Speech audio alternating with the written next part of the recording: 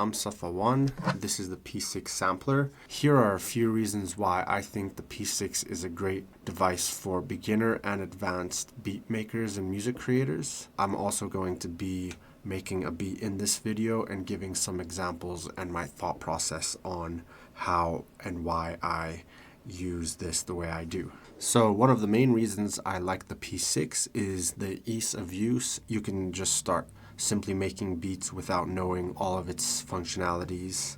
So let's power the unit up.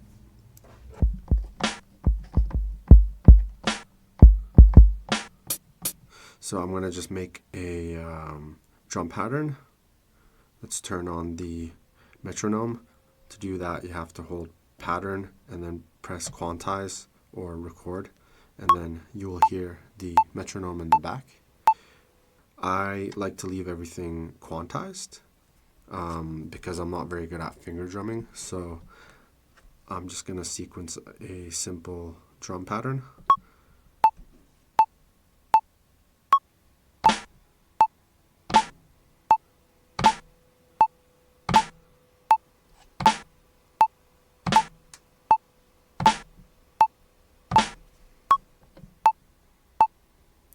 And of course it's muted right now, but I can unmute it by holding shift and toggling the number.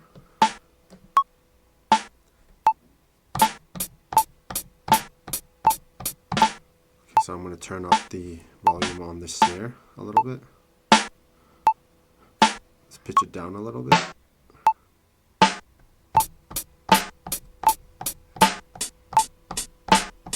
Let's add some hi-hats.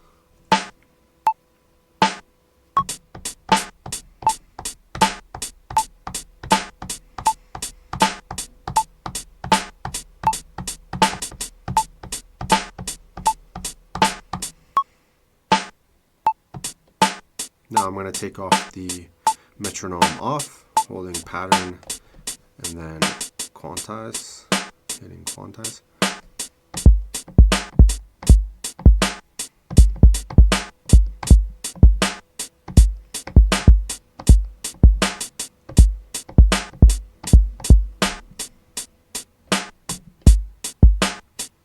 So I still had record on, that's why.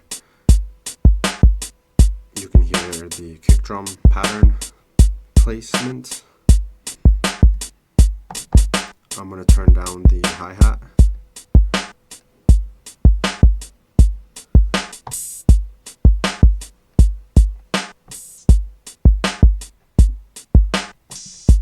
Let's add this ride or cymbal.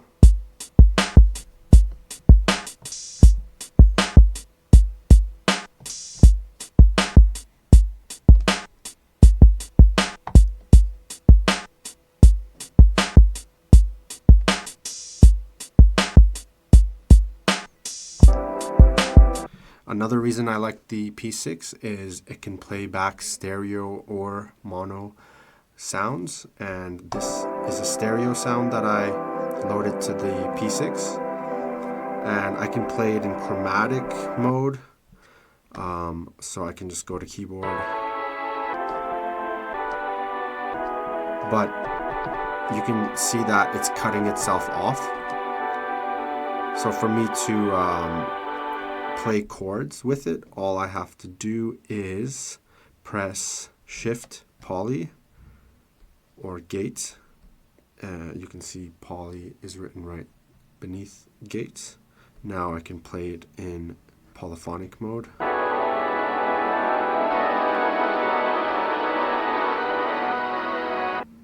But instead what I'm going to do is leave it on mono, and I'm going to chop this sample up. So for me to do that, I have to hold shift and go to G or voice in the sample edit and scroll over to chop, and I'm going to do 8 chops. And once you're selected the number, you can just exit.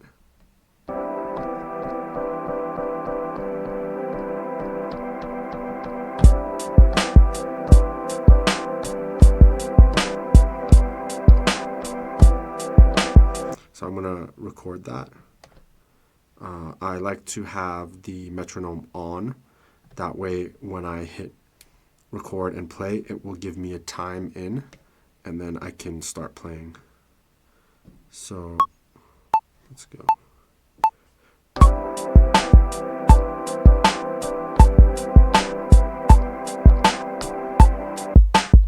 And now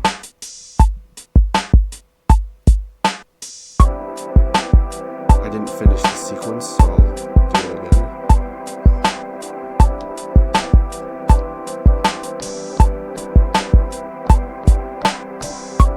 There we go. Turn off metronome.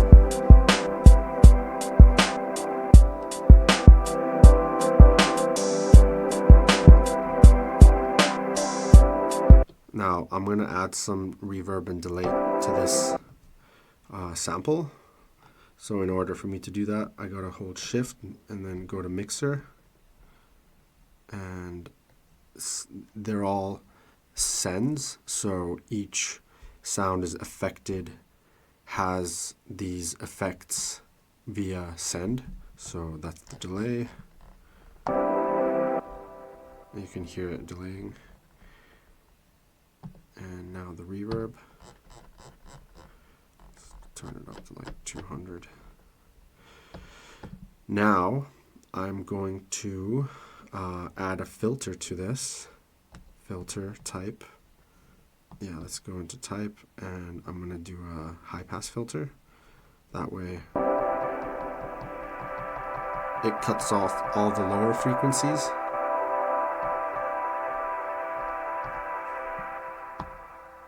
And now if I play it back,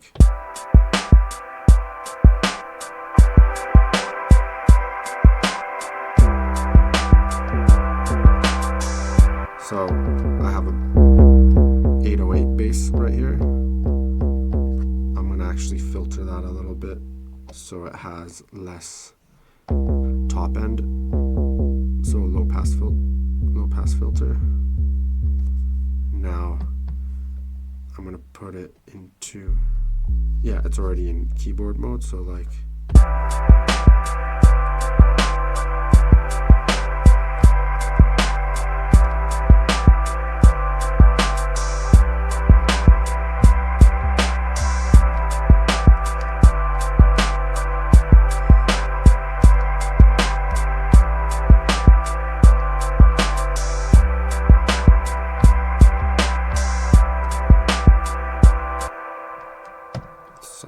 have that unmuted. And then of course I forgot to record that part.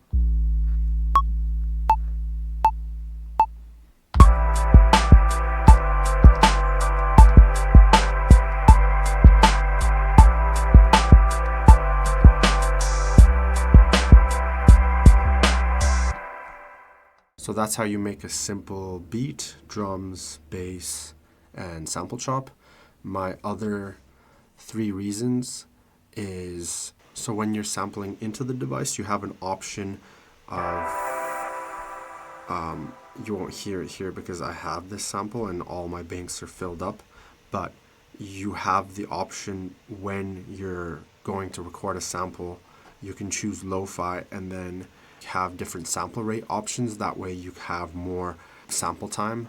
And also the ability to resample on the device is fairly easy and quite clever as an option for consolidating tracks into one pad or resampling certain sections into one pad and then replaying it back, or even creating granular samples and then resampling those as well. And the fact that it has a microphone really makes it stand out at how portable, the size of the unit, and affordable. So you can take this anywhere and just sample anything at any time. And yeah, those are my 5 reasons why I think the Roland P-6 is a great piece of gear for beginner and advanced music creators. And yeah, I hope you enjoyed this little video. Peace out.